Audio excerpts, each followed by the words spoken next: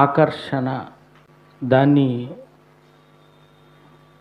మనోళ్ళు ఇప్పుడు ఫ్యాషనైజ్ చేసి అట్రాక్షన్ అంటున్నారు, కానీ దానికి మూలం డ్రాన్, గాడ్స్ డ్రాస్. డ్రాన్ అని కానీ డ్రాస్. దేవుడు తన ప్రజలను తన వైపు ఆకర్షించుకొనటంలో ఆకర్షణ అనే పదం ప్రయోగం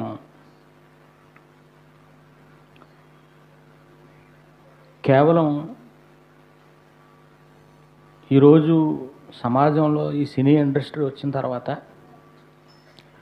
ఈ ఆకర్షణ అనే పదానికి పెళ్ళుబుకినటువంటి అర్థాలు తీసుకొచ్చి కేవలం ప్రేమ, ఒక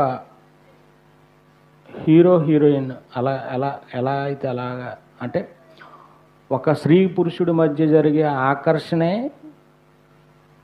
దాన్ని ప్రేమగా మలిచి ఈరోజు పాటలు అవ్వచ్చు, ఈరోజు సినిమాలు అవ్వచ్చు, ఇవన్నీ తీయటానికి, చూపించటానికి, ఇవన్నిటికి ఆకర్షణ, ఈ ఆకర్షణకు లోనవుతుంది సమాజం. చెడుకి బాగా ఆకర్షితులవుతుంది ఈ లోకం.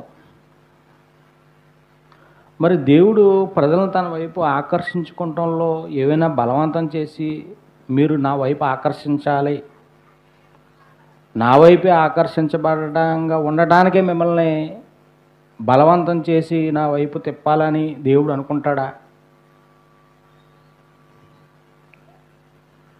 ఆలోచించాలి. ఎందుకంటే ఈరోజు బైబిల్ దేవుడని సంబోధిస్తున్న